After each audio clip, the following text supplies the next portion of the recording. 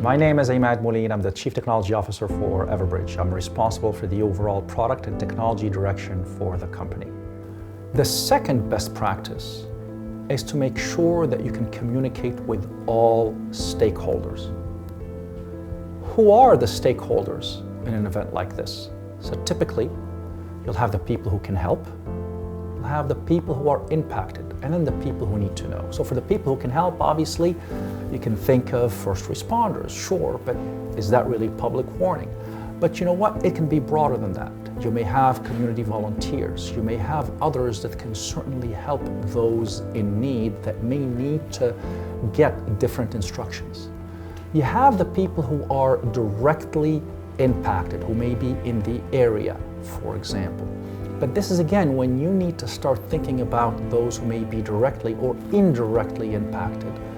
For example, I may not be in the area that's directly impacted by a particular incident such as a flood, but I may have a house there. I may have children who go to school in that area. I may have elderly parents, for example, who may be there and I need to know if they're going to be evacuated.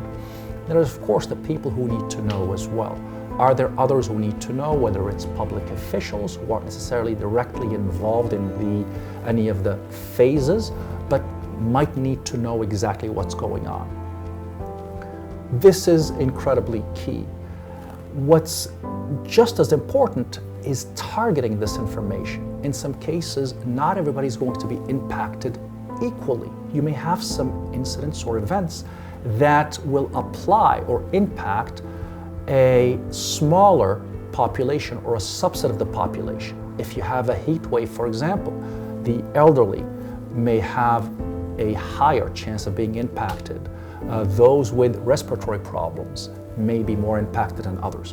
The ability to add an optional layer where people can opt in, can register to let you know what their functional needs might be, whether it's being dependent on oxygen or on power or being hard of hearing, can make all of the difference in your ability to help those who need help the most.